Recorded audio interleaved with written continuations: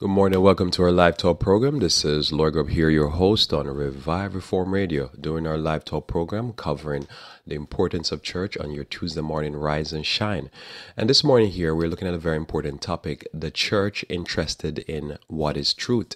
The church interested in what is truth. And so we want to look at this, and this is a series I'm starting, and I'm going to be looking at this concept here where I talk about exploring how church with its main purpose, build great society. So church with its main purpose, build great society. So I'm going to talk about some of what has historically happened over the years and some of the reforms that has happened and how it was important for the church to go back to its main function, and which I think right now the church is off its main function and it's more ceremonial and less practical. So this is what we'll be looking at this morning here. So this should be an interesting talk here this morning. So the church interested in what is truth. We want to know why is this so important to society, and why is this so important to you and me. So again, top of the morning to you here. Welcome to our live talk program, and we'll begin with a short prayer. Our Father, who art in heaven, we thank thee again for your word. We thank you for truth, and we pray, dear Lord, that you may keep us intellectually and emotionally curious, that we might always search and ask this question: what is truth? This is our prayer in Jesus' name. Amen. So again, the church interested in what is truth is what we're looking at here this morning. Why is this important to you and me? Or most naturally, it is important to you and me. So I'm going to start off by looking at this very question that was asked by the historical figure Pilate, as is recorded by John, the Apostle John. And we want to look at this question here as it comes in the context. So again, what I'm looking at here for the next few weeks is I want to look at the exploring how church, with its main purpose, build great society. We want to look at that. Why the church, if it's focused on what it's supposed to do, great societies come out of it, and why when the church loses its place, the society seem to crumble. Now in John chapter 18, we're going to look at John chapter 18, verse 33 through 38.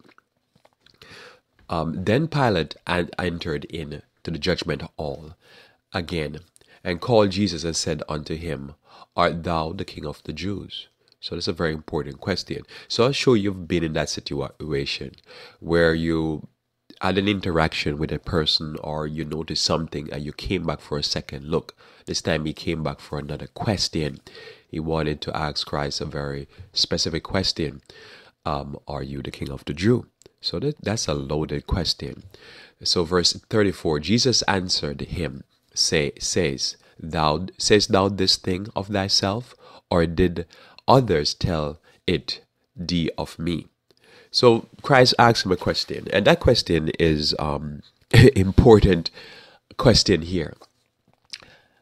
Is that your musing? Are you musing on this thing? Or is it somebody said, oh yeah, he says the King of the Jew?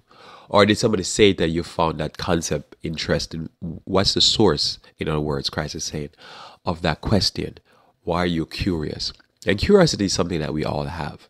You wonder. And also, oftentimes you wonder. More startling, I would say, the information is, the more you wonder. Tell me a little bit more about that. That sounds a little bit crazy. So here, Pilate asks a very important question. Again, Jesus asks a question. Pilate asks, are you the King of the Jew? And he says, sayest thou this thing of thyself, or did others tell it of thee? Again, Christ has pulled him out. Pilate answered, Am I a Jew? Thine own nation and chief priests have delivered thee unto me. What hast thou done? Jesus answered, My kingdom is not of this world. If my kingdom were of this world, then would my servants fight, that I should not be delivered to the Jews. But now is my kingdom not from hence. Interesting answer. Pilate therefore said unto him, Art thou a king then? Jesus answered, Thou sayest that I am a king. To this end was I born, and for this cause came I unto the world, that I should bear witness unto the truth. Every one that is of the truth heareth my voice. Pilate said unto him, What is truth? And when he had said this, he went out again unto the Jews, and said unto them, I find in him no fault at all. So here Pilate asks a very important question. He's saying the truth. Christ mentioned the concept, this idea of truth. And he simply says, what is the truth? He says he bear witness of the truth. Now, what is the truth? Now, that question is always going to be a very important question. And the reason why it's so important, this question is, what is truth? Is because when you live in this world, there's a lot of information that is out there. There is a lot of religious groups. There's a lot of philosophies, ideologies. There's a lot of different type of governmental principles that the world operates from. But ultimately, the question that Pilate asks is a question that we all are interested in. What is truth? And yet the church primarily mandate is to answer that question. All church. Doesn't matter what church it is now. Some church take this more important and interesting than others. But this question here, what is truth, is what we're going to explore from various different angles. Not so much per se to answer the question in its sense, but to explore the question. And some of it I'll touch on what I believe is truth, most naturally. And so what is truth? Because when you get to truth, you remove error, you basically be able to develop. This is why I say great societies are developed from some of what we're going to look at in the upcoming weeks on Tuesday.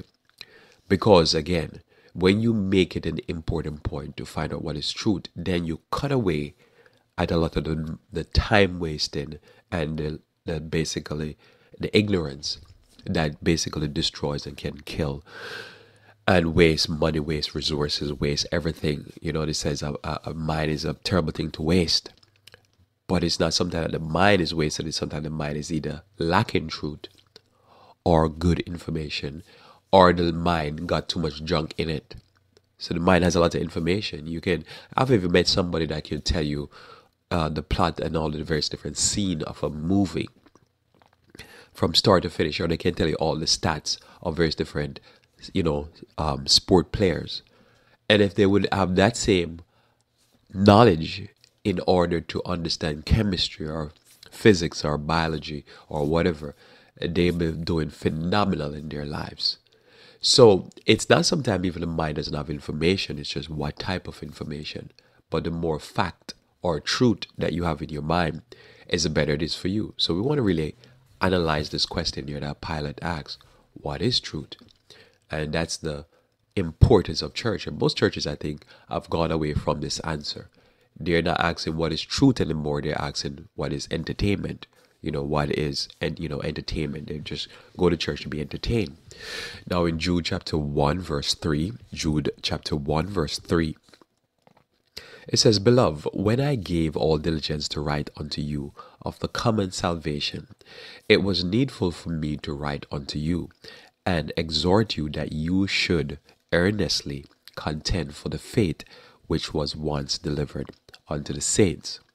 So you should contend for the faith which was once delivered to the saint. So again, the church interested in what is truth. This has always been the mandate of the church, or when the church rise up or wake up. It was always preoccupied with what is truth, because it was always preoccupied with what was given to the previous generations, or those that was classified men and women of faith, because men and women of faith were preoccupied or concerned with what is truth, because error was causing oppression, error was causing lack of progress, lack of development. And so truth was always synonymous with development. In any time period of development in the earth's history, it was always associated with finding out some new truths, holding a gem of truth. And this is what we're going to talk about in the upcoming weeks, because I want to really make this be clear, because this has to be important for us all, because it's important everybody benefit from it. So again, I'll read this text again. Beloved, when I gave all diligence to write unto you of the common salvation, it was needful for me to write unto you and exhort you that you should earnestly contend for the faith which was once delivered unto the saints. Because anytime the saints did well, society did well. Anytime the saints or people who are supposed to be saints fall off the bandwagon, so to speak, society did terrible. Over and over again, society will go into a dark age. Now we know that the dark age is a specific period of time, but society frequently will go into the dark ages because they lost sight of this important question.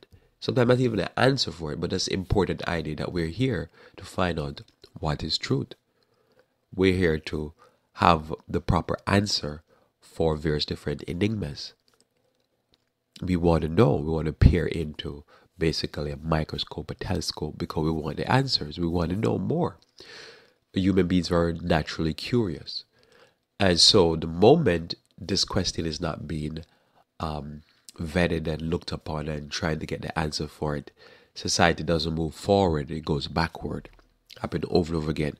When churches and individuals are not interested in to answer this question, what is truth?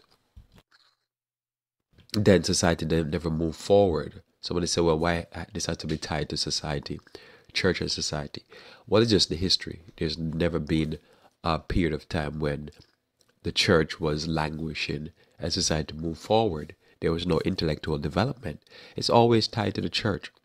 A quick two examples of this I'll give you is, number one, you think about the printing press. The whole push for the printing press was that there were men who decided, they made up their mind that, look, the information in the Bible that was kept tied and chained and was put down, and the whole idea of the Bible was got rid of by the Catholic Church at the time. When this happened, the society and the world plunged into what we call the Dark Ages. Knowledge and information was irrelevant, and the people became more ignorant, and all of that happened.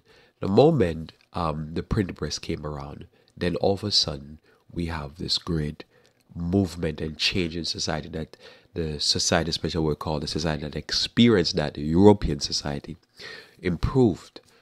Though everything started to improve from that point, forward, because what it is, they were not just oppressed because they lost an answer, they lost the interest in what is truth, but they were oppressed both health-wise, they were oppressed intellectual-wise, they were oppressed, societal-wise, the way they organize their society and run. The moment truth became important, then all truth became important. This is something I'm going to look at in a little bit. So that's one example. So when we look at that, we see, even we talk today in America, we say by the Constitution, freedom of press. But you think about press, I think that pumps out newspapers, stuff like that. But that's what we think about. But the bigger thing is that the press was also the press to print the Bible and print tracts to teach truth, this concept of what is true. So press becomes important. Truth is what the press is producing. That thought in mind, so we take this other thought here that you think about when we talk about the Renaissance or various different movement to free humanity, and you think about it. One of the big questions that always came up is this idea that all men are created equal, not just the person who's rich or the person who's poor, the person who's white, the person who's black. But again, you look at that, you say, well, how does that help society? Because the moment you go back to what is truth and you start to peer into, the human physique and all these different things, you sort of find out that we are all one. And there's no black race or no white race. And you can scientifically prove that. Then you find that, wait a minute, so all human beings are really created equal. We might have different expression based upon where we live and so forth and develop after the flood, but we all came from Noah. So the more you peer into that, the more you analyze that, is the more you find that doesn't bring us down and bring us up. But some of what I'm going to talk about, if you allow this type of error to take precedence, it brings us down. So anyhow, so you contend for this, the truths that were given to the saints. So that here ended our introduction. So if you look at Colossians chapter 2 verse 8, Colossians 2 verse 8 with me. And what I'm going to talk about here a little bit is this idea that scientific this concept of scientific. I've ever heard somebody say it is scientific. I'm sure you've heard that. And so that phrase has been interesting to me personally. Scientific, because they say it's been scientifically proven, right? Scientifically proven. So keep that in mind. Scientifically proven. So as I say, the church is supposed to be interested in what is truth. And so if somebody says scientifically proven, that means they're saying it's truth and it can't be controverted.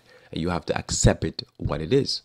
But we're supposed to always be testing truth, because if I know one thing is truth and somebody come to me and say, well, that's not truth because this is truth and this has been scientifically proven. So then it makes me have to think about that phrase, scientifically proven.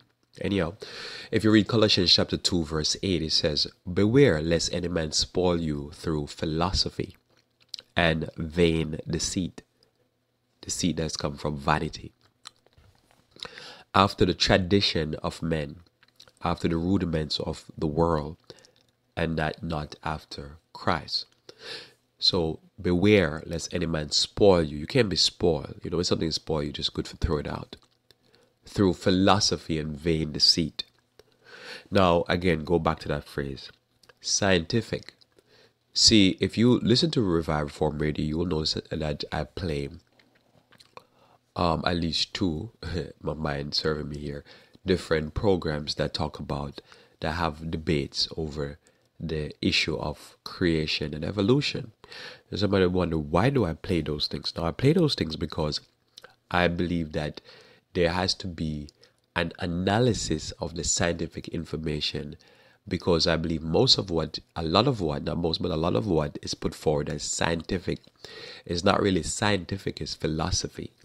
In other words, you could have two different scientists, one believe in evolution, one believe in creation, and they're looking at the same information. And two of them come to two different conclusions or two different perspectives of what the information is given. And they will say their conclusion per se is scientific. Now, again, the information they're looking at is scientific, but their conclusions might not be scientific. And I'm talking about for both groups. Even me as a person who believes in creation, because the person could come to certain conclusion based upon philosophy, and the science might be bearing out something totally different from what both of them are saying. So this word here, scientific, one has to be careful and peer into it a little bit more, because oftentimes when you bring up certain discussion, people squash the discussion by saying, oh, that's been scientifically proven. It's been scientifically proven that this is such and such. But one have to make sure that you don't get caught up into philosophy, because remember, philosophy is just basically men's traditional concepts of how things are, how things work. They're not necessarily scientific. They might use scientific information to try to prove their philosophy, but it's not necessarily the reality. So if you say scientific and you look at what really a philosophy is a concept of how things are supposed to be or as things are. So the evolution creation debate often illustrate this point. Now think about it. Back in the past when there was slavery, our society would have put out this idea, the society in charge would have put out this idea that blacks are less human than whites, and they'll say it is scientific. It's been scientifically proven. Now today you look at the science behind it, you realize there was no science behind it. It was basically philosophy and vain deceit. But they were taking certain observation that probably are scientific in the sense of, and they're scientific in the sense of blacks and whites have certain expressions that are different in the DNA, small variables. So again, the person's skin color, their bone structure, their various different parts of their body are structured certain way differently. Now that might be scientifically unproven, but now how you conclude what does that mean is not scientific. It's philosophy. See, if you conclude that because somebody is taller than the other person, then the person taller is superior, then that's just philosophy. It is just philosophy, but it's observable from, because science is just observing what happened in nature, that the person is taller. But then you have a person that is like a Napoleon, who is leading most men that probably are taller than him. So who is greater, Napoleon or the people that are big monsters that fight for him? You would say, well, probably it's Napoleon. So then, is that scientific? Well, no, it's just, you just make an observation, and then you take your philosophy and you apply that philosophy to whatever you're observing. So one has to always be careful of this word. But again, as church was always interested in what is truth. What is the true fact of the matter? And you should be intellectually curious enough to be able to hear something that is being even stated as scientific and say, I want to look a little bit more into that. Because there's many things today that is put forward as science that is just vain philosophy. In other words, vain philosophy is, I put forward a philosophy to make me feel better, to make me feel superior, to make me feel vain and puffed up. So this is why a lot of what people, because most of the time when you talk about issue of the debate between evolution and creation, why I always enter that debate, because a lot of it is vain philosophy. It's vain deceit, and philosophy. Why is it? Because it's made to make one group of people feel superior to the other. So you have to peer into that and say, why they're doing this? They're doing this because they want to feel better. So again, you go now, and what Paul in Jude says, you have to contend for the faith which was once delivered to the saints. Because when you know it, you know that human beings have weaknesses and strengths. They're not superior or inferior, because all men are created equal. So the moment you understand that is to be true, and the moment you interact with people, and you realize you interact with a person, you realize, wow, this person is physically stronger than me. But then you deal with them at another level, you realize they're not intellectually stronger than me. Or a person could be intellectually stronger than you, but has no willpower. Their willpower is very weakened, and they any kind of influence, peer pressure, they fall to it. And you say, man, they're so weak. But then you say, wait a minute, but all men are created equal. They're weak, but they're only weak in that point. But when it comes on to chemistry, they're going to whip me. Then all of a sudden you start to develop a life philosophy. You start to know as a truth, both scientifically and philosophical wise, that human beings have strengths and weaknesses. So now somebody come along and say, oh no, this group of people is superior. Wait a second here. They can't be superior. I need to peer into what they're saying. I need to study through and basically be interested in this question. What is truth? And what is the true fact of the matter? You know, I remember when I came into America, you know, like when I was abroad, I would normally just, people are weak, people are sinners. That's the philosophy I grew up with. Human beings are weak and sinners, and we all fall short of the glory of God. But when I came to America, there was this idea that black people seem to like more drugs and they're more worthless. So I'm just no emotions, just intellectually curious as to, is that true? Because I've never heard that. I always knew that human beings were sinners. And human beings can be perverted and weak and stuff like that. So I was just intellectually curious to peer into some of that stuff. So sometimes if you hear me talk, somebody could believe that I have an emotional connection with some of these subjects. Nope, I'm just literally curious, because I was taught that you have to contend for the faith was once delivered to the saints. And I know that human beings are sinners. I never knew that one group of people were sinners over the other. I just know human beings are sinners. Human being can be lying and crooked and all covetous and all that. So now somebody come and say, oh no, these groups of people. And then we see with the drug epidemic that it's been proven now that all human beings can love drugs and get killed by drugs and have a drug epidemic. So you want to be able to peer in. So again, going back to this, philosophy and vain deceit. You do not get caught up into this as church, as people of God. You want to be able to be intellectually curious. You want to be able to contend for what you believe in. You want to see truth as important to explore, to find out what's the answer. If you don't have the mental fortitude to do this, you will be cast by the wayside, because you'll be overcome by false philosophy. So again, you hear it, and I guarantee, test it, talk to people, challenge them on this idea, and you always hear them say it's scientific. But what they have never done was separate the difference between philosophy and science, because science is that there is summer, winter, the various different seasons. But why the seasons happen, that can be philosophical. Do they happen? Yes. One is fact that is not can't be controverted. It's a fact of life that there will be winter this year and there will be fall this year. That's a fact. Now, why does the fall happen and the winter happen? Well, that's philosophical. I'll give you one last example when it comes on to this discussion. I'm sure you hear the discussion about climate change and second coming. If you talk to people who are religious, they say, well, God is in charge and there's no such thing as climate change. There's just different movement in nature, and ultimately God is in charge. God is taking care of the earth and it'll be all right. Some people are saying there's climate change because there's different CO2 gases and stuff like that being released, and that basically there's a change. Now, ultimately, whether or not it is the second coming happening, or God is in charge of it and it's just some cycle the earth is going through, or it's because we're polluting the atmosphere, which the pollution of the atmosphere is provable as scientific. We're destroying the earth and poisoning our water system. Okay.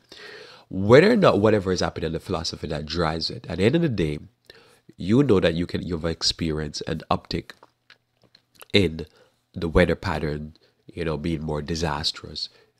Things don't seem to be what it used to be when it comes down to the weather. So there are certain things that are provable. They're happening. There's no question. Nobody's arguing that these things are not happening. So that is what is scientific. Now, the conclusion of what is exactly happening, that oftentimes is what philosophy comes in. People from a Christian point of view, or people from a secular point of view, or people trying to save the earth, or whatever the reason, motivation. And it's important for you to always remind yourself that, and sometimes be willing to listen to the arguments. But remind yourself that at the end of the day, if you pour 1,000 gallons of gasoline into a water, probably the fish will die. It's cause and effect. Now, does that mean other things and philosophize other things? Probably not. So always separate when a person says it's scientific, because most people, I guarantee you, if you talk to them, especially people who believe in whatever ideology, evolution, whatever it is, they normally think scientific proves philosophy. But philosophy often is separate from science. It's not the same. Your perspective of what's happening can be different. Different people have different perspective. So when it comes on to all truth across the board, remember that, again, you have to sometimes be able to separate out the philosophy. But an event happened. It literally did happen. Now, what exactly happened? That's where the ideology comes in.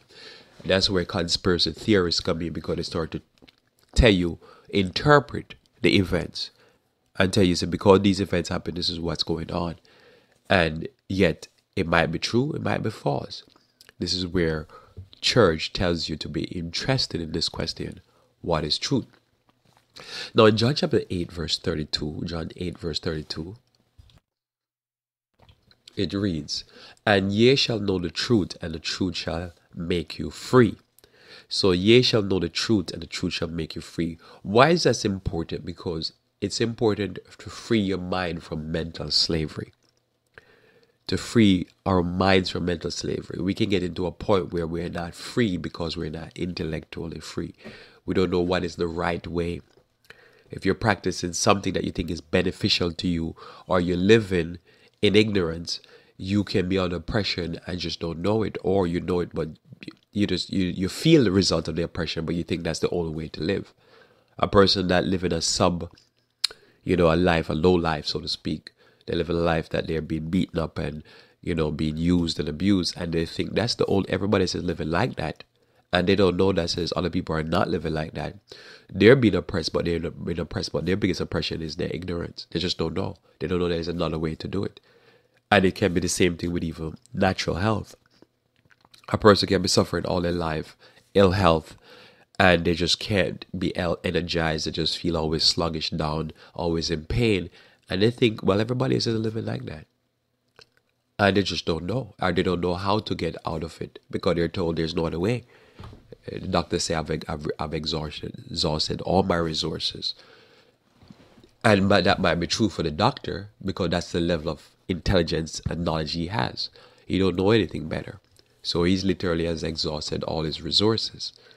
So the truth come along now, and the person realizes there's other options. Bam, set them free. So this concept here that the church is interested in truth, what is truth, is something that is so important for us. But often now the church has been told by these ministers nowadays, the modern ministers that are basically destroying this question. They're telling the people, all we're here for is worship. All we're here for is worship. So churches now have become places where instead of they focus on truth, they're focused on worship. They're just there to worship. And when you read the Bible is about words, truth. Christ, the Bible talks about in John chapter 1, verse 1. It said, he was the Word, and the Word was with God, and the Word was God, but the Word came and dwelt amongst us. Christ didn't present himself as the glorious God. He didn't present himself as anything else. He just came as the Word, the truth, the light. So if you shall know the truth, and the truth shall set you free. We need truth, because if you're in error, error is oppressive, is literally oppression. So we continue here. If you go with me here to Exodus chapter 31, verse 1 through 5. Exodus 31, verse 1 through 5.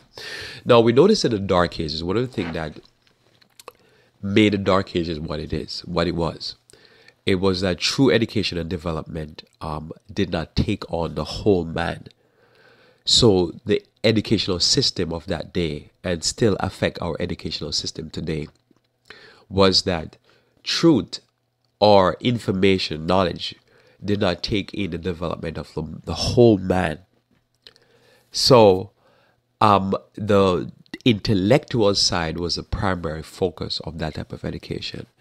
Hence, the Dark Ages pushed an education that emphasized arts, or the art, or history, literature, etc.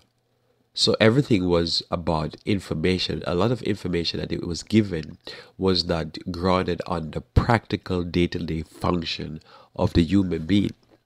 So notice, as we came out of the Dark Ages, every step by step of Reformation led to printing press, led to the development of all these practical inventions. And by the time we came into the 1800s, it was just an explosion of inventions.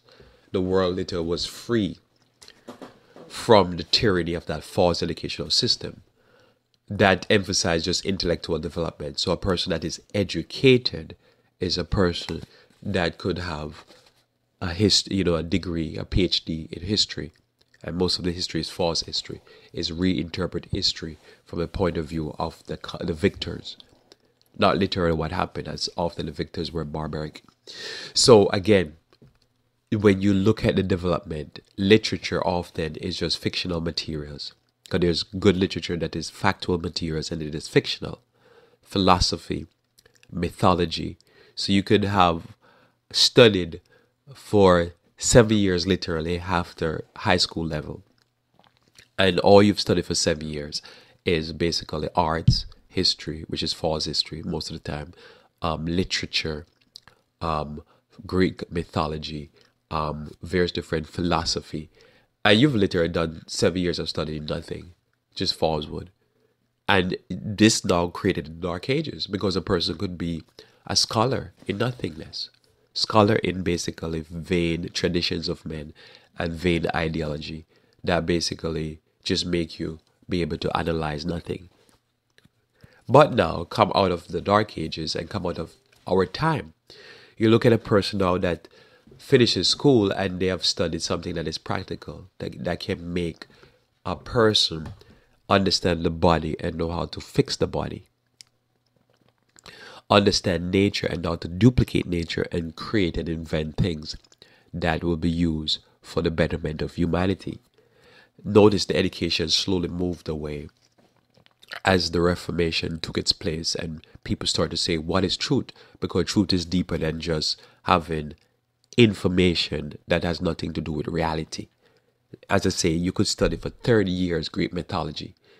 You just study nothing. You are not. It's not practical information that's gonna get a sick person healthy. It's not practical information to build a bridge. It's not practical information how to deal with somebody that's depressed. It's not practical information how to deal with a person that's despondent, that's feel down in life.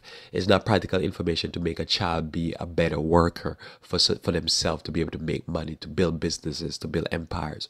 You don't build it on an idea of philosophy or an idea of false history or an idea of, just understanding who drew what painting. The information there does not make a person practical. So notice here, it is just was geared towards making an aristocratic class become more oppressive, because the more people got a PhD into those things, it made them become just vain in their imaginations and impractical. And impractical people are always oppressive people because they're trying to use their skills and their minds, their intellectual think tanks, like what they have all over Washington, D.C., that's making this place become a cesspool. It's made them become oppressors because they just use their brain to figure out how to corner markets and to destroy the hard labor of people so that they can live large. Now, if you go to me again, now I mentioned to you Exodus chapter 31, verse 1 through 5. Now, listen to the Lord speak about Bezalel. And you notice now that he speaks about Bezalel in all the intellectual and natural or practical development. And listen to how he speaks about him. And the Lord spake unto Moses, saying, See, I have called by name Bezalel, the son of Uri, the son of Hur, of the tribe of Judah. And I have filled him with the Spirit of God in wisdom. Wisdom is taking knowledge and understanding and making sensible decision. But keep thinking now with me.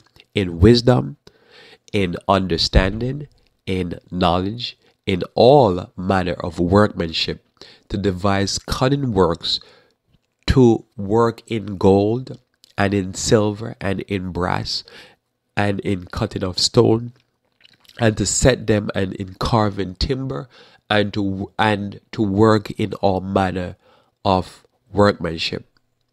Now, so think about this, the Spirit of God. Because you think about it, that the church that would promote, I always say the church that promote the most Spirit of God. You filled with the Spirit, you have the Spirit, would be the Pentecostal church. That should be the church that should produce the most workmen.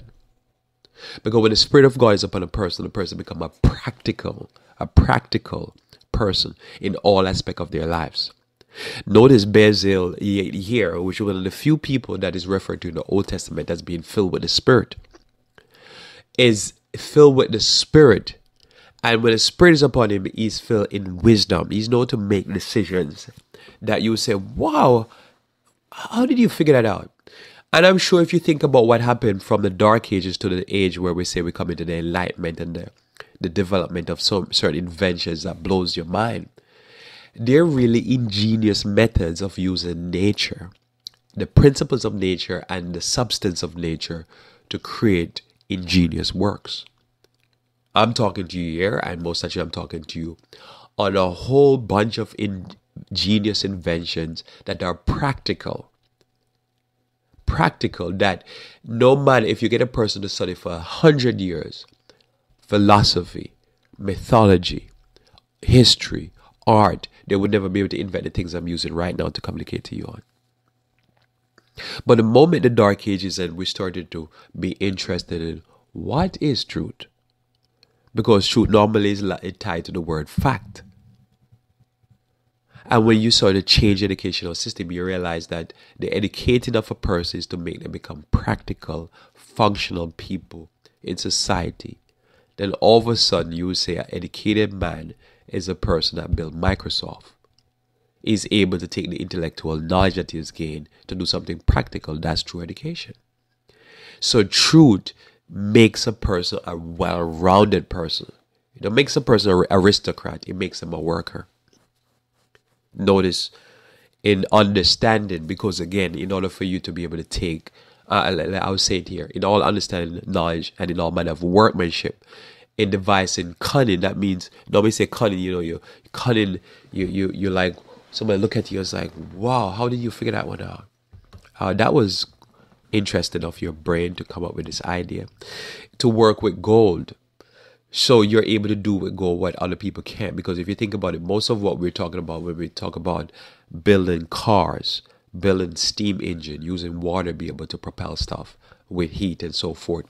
This whole idea is still what we use for our turbines. When we talk about nuclear energy, it's not new. It's just nuclear energy to be the fuel. It's just fuel. It's still using steam. It's the whole concept of using steam, and the pressure of steam is the basic science that we learn. But the cunning workmanship would be to be able to say, well, if steam build up pressure, I could be able to cook, make a pot, and take the pressure cooker from the pressure from the pressure cooker, and I could spin something with it. And all of a sudden, here comes an engine. Cunning workmanship. But in order for me to do this, I have to be able to know to work with metal. And I have to know to understand just the basic science you teach a child. In modern world today, we say, well, a child knows this. But our fuel right now, primarily, a big part of our fuel, I should say, is just come from being able to deal with these elements that we have in the earth. And somebody say, if you use this element this way, you could be able to create a fuel that you could basically have the same steam engine. And that same steam pressure cooker concept, we could basically turn turbines, and we could create massive amount of electricity. Working with silver, with brass. Today we work with copper, because we know copper is it conducts heat very well and electricity very well. And basically Bezalel had many of these ideas and these concepts, I believe, in his mind. Cutting works.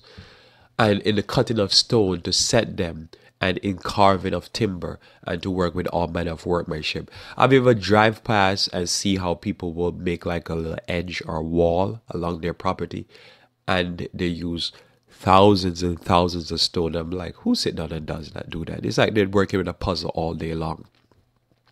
And they create this wall with this puzzle. And you go by the year after year and that thing doesn't move. It just sits there. It's like, wow. It's like they glued it together like doing Legos. So back in the past, and this is why I'm saying we're moving in the direction that the church need to be more active in promoting truth, encouraging its members to look at truth, not just in the sense of an intellectual truth, because theologians have messed us up. We see truth in a very intellectual way, not a practical way. But truth gets us to be practical so we can do things in real life. Today, our young people are losing this concept of truth because they spend all the time doing Legos and video games instead of just sending them outside and to say, get all those stones and make a wall. That's your Lego right there. When you finish, amen. That's more practical. You take this young person and say, you want to do an eye-to-one coordination? I'm going to make you go fell some trees and do some gardening and do some practical work. And later on that child's going to come and invent and make something that's going to blow the minds of even my mind. I said, wow, that's cunning. Because truth is deeper, because truth makes a person become practical, because again, they're learning to work with eye and hand and brain. And the truths that they're learning, true truth, make you practical. Because when you do truth instead of just information, what it is that the truth has a practical application for everyday life. What happened is that in the dark ages, truth or knowledge and information was impractical. It had no particular purpose. You're just learning it for learning's sake. I always notice with all false doctrines, where people preach and teach, they're always impractical. But truth is always practical. It has a practical application. That's what truth is. And if nothing else I say here, that is how I see it. When Pilate asks the question, what is truth? Truth in itself is practical. Truth in itself, when it received, it has a practical, it plays out practically in everyday life. The more, and that's why I said there's many people going to college and they gain, a degree in liberal arts. Great. But you can't take them tomorrow and say, okay, do this job. They're going to have to be trained out to do a job because there's no such job as liberal arts. There might be things they have learned to use their intellect and, do some research and write some papers while doing the course. And you can find a job for that to do. But when a person comes out and the information they have learned, they can literally start working immediately the day after graduation. That's the type of thing that people need. Because truth or knowledge, information, understanding, the church is supposed to be interested in this. It makes people productive. The Dark Ages was people weren't productive. People learned a lot of stuff that had no practical use for their fellow human beings. Proverbs chapter 9 verse 10. So on Proverbs 9 verse 10, so the fear of the Lord is the beginning of wisdom, and the knowledge of the holy is understanding. So understanding the laws of nature is understanding what is true and what is truth. And understanding the being that created and maintained nature is also understanding what is truth. The moment you understand this, there are certain things that become fixed in your mind. So again, the beginning of the fear of the Lord is the beginning of wisdom, and the knowledge of the Holy One is understanding. Because when we understand what is truth, we are understanding set principles that, as I believe, as somebody believe in creation, that there's a being that put it in place. In other words, the moment I understand what the sun is, not looking at it and say there's a sun and it's hot, but understand what it is. That is like a hydrogen bomb, thousands and thousands and thousands of times. Because I think it's 1,000 times larger, so don't quote me on that, than the Earth. But it's much larger than the Earth. And it's just a bomb that just keeps blowing and going off. Then all of a sudden, the moment I understand it, to make me pause and say, wait a minute, how did it get there? And wait, what's going on there? Why is it there? And the moment it started to go in my mind and I understand really what's happening, the truth, as the Bible says, will set you free. Because then you say, well, no, that can't be accident. The moon that controls the tidal system can't be accident. And the sun can't be. There's just too much accidents. But then you start to see and understand the principles, and then you start to understand a little bit more insight about that there's something that is controlling. If somebody say, I don't agree with what you conclude on what's controlling all of this. Yeah, but at least you can agree that something is controlling this. This is not by chance. It's only a simpleton would believe that it's by chance. So the fear of the Lord is the beginning of wisdom. It starts to make you open up your mind. Wait a second here. And the knowledge of the Holy One is understanding. And so the laws that maintain the earth, I start to see them as set, as fixed. And that only one being, I believe, can affect them. This is what we believe in. A miracle simply is something that is able to adjust and readjust the laws. But the laws, for the most part, are fixed. But the moment I understand they're fixed, then I can start to study them. I can start to understand them. And I can start to invent. Because an invention is basically duplicating what takes place in nature. The moment I understand this, then I can start to peer into nature, because I start to realize that God works by laws and rules. And that nature works by laws and rules. And if I understand the laws and rules, then I can start to invent and duplicate them. Now somebody say, why would that be important to understand of the church and truth? Because truth is conclusive. Truth is conclusive. When I accept a truth, I accept something that is fixed. That I say, this is the reality, and I move forward. But when your brain is scattered and you're all over the place and you believe in anything and you believe anything goes and anything goes, it's hard for you to come to a conclusive nature. In other words, you believe in a set principle. You believe there's a law, and the moment you accept that law, you move forward. You stop exploring, and you start saying, we figure out how this works. Now we're going to duplicate it because we believe we're going to get the same result over and over again. That's how, to me, I understand truth. Truth make you settle on a point, and then you move forward, and then you develop and understand greater what that means. But when you believe that everything is by accident and everything is all over the place and is scattered, it's hard for you to do scientific development. That's why in the Dark Ages there was no such thing. But as we came into the Enlightenment period, true knowledge and education, truth tells you that there is set principles, and you can build on the set principles, and you can expect the same result that nature delivers.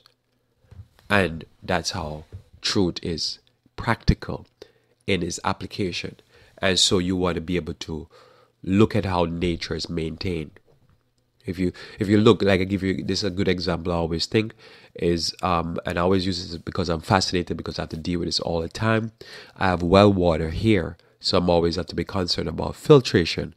But if you have city water, you should be concerned about filtration also. So if you think about this with me now here, and I've used this example before, you think about the way nature filters our water.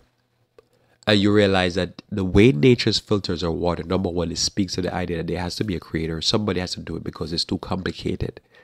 And it's taken us this long to figure out now what is happening in nature and how to duplicate it. So the moment you understand what is happening in nature, then you can duplicate it and you can create the best water filters. You follow that? So whatever is happening in nature, you figure it out. You figure out the rule that is set in place. And then you figure out that the rule is very complex. But you can understand it. The moment you understand it, you can capture it and package it and sell it. And so today, more and more, all of our water filters are created by the same rules that nature has put in place. You basically have multiple layers. And as the rain fall or whatever happened, the water filtered through, percolates or filtered through various different layers. Each of these layers filter the water. So by the time the water reaches down the water table, it becomes now clean, pure, mineralized water. So now you can look at some of the most expensive water filtration system, and you can see that, because if you say that system is true, it's a true good system, it's the right system, and then you say, does it work? It works all the time. And it processes thousands and thousands and millions and unimaginable amount of water filtered day in, day out for millennia. Then all of a sudden, you say, we can make it, we can duplicate it, and we'll get the same results. And now, as I've said before, you've seen places like Africa. That's what they're doing. They're basically building little boxes that has various different layers of natural substance, and literally out of the bottom of the box comes purified water. All they do is catch the dirty water, literally throw it on top of the box. It percolates through the various different sands, rock, all these things, and what comes out is clean water. Fascinating. The moment you understand, your moment there's set principles, and then you, after you drink the water, you say, oh, this water is so nice and clean and I'm not getting sick. Wait a minute. Why would the system exist? This system could not go because of a rapid expansion of matter. This would not be possible. So then it has to be somebody that put it in place, because it's too complex. Because for us to duplicate it, we have to put it in place, because the sediments and everything has to be perfectly set up in a certain way. You couldn't have the rocks at the top. You have to be the rocks at the bottom. So who built the system? And then you start to go back into truth. Remember, everything leads back to this big question: what is truth? And what Pilate was asking Christ, who are you? And Christ's question begs a very serious pondering. Wow, what is truth? And who are you? Two big questions there. Isaiah chapter 11, verse 1 through 5. So remember again, we said truth is practical and truth is useful. If you have a truth that is not have no practical bearing and it's not useful, then is it truth? I would say no. Because again, if somebody said me scientific, might be the observation is practical and useful, but the philosophy that you're using to interpretation is not practical or useful. It's skewed with lies. It's skewed with vain deceit, because you want to feel better about yourself. But truth is always practical and useful. Isaiah chapter 11 verse 1 through 5 says, and there shall come forth a rod out of the stem of Jesse, and a branch shall grow out of his roots. This is talking about a prophecy about Jesus Christ, to be clear. The Spirit of God shall rest upon him, the Spirit of wisdom and of understanding, the Spirit of counsel and might, the Spirit of knowledge and of the fear of the Lord. So before I finish reading, I just want to pause there. So notice there, it says the Spirit. Remember we read about Bezalel, and it says Bezalel had the Spirit of God, but the Spirit of God at Bezalel made him become very good in working with metal and verse stone and wood. He could carve wood. Basically practical substance that God has produced, that nature produced for no reason. Some people believe, but it's there for a reason. The Spirit of God gave him the wisdom to be able to say, I know what to do with that. And today we have the same thing. If you really practical in your knowledge, you really are practical in using things that have nature, the principles of nature and nature, raw material.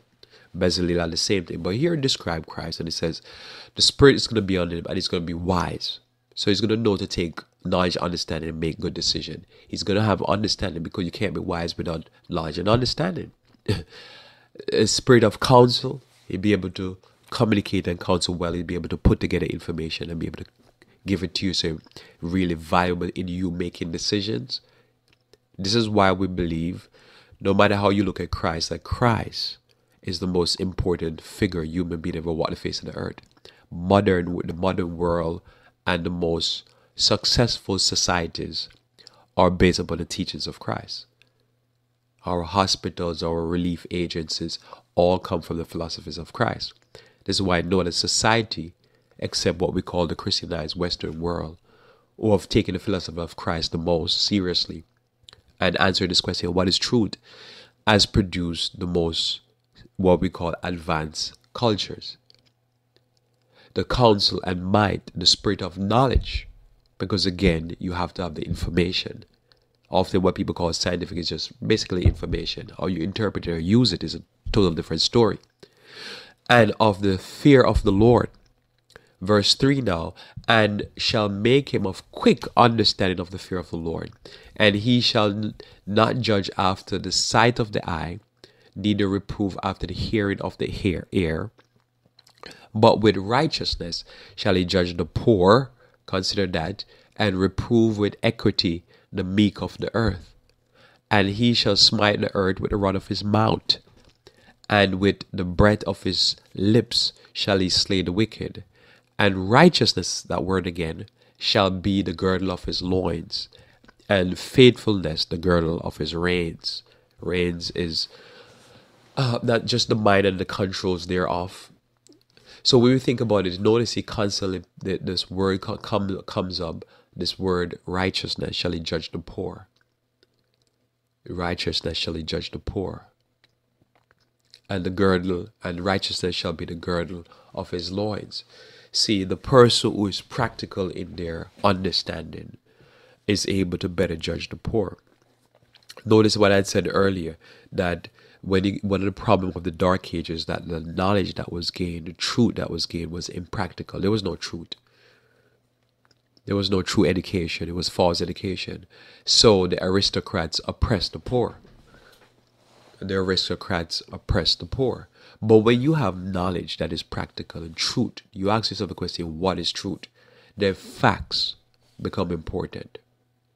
It is from knowledge that you gain, the true information that you gain, the idea that all men are created equal, that you don't oppress the poor, that you look on the poor properly. Notice, the more impractical and the more selfish the aristocracy in America has become, is the more hateful they become against the poor, and the more they judge the poor wrongfully. Notice, if you listen to people who don't understand the historical narrative of Black Americans in America, they always judge them wrongfully, in the sense that they say the way they are, they're there because they're just there.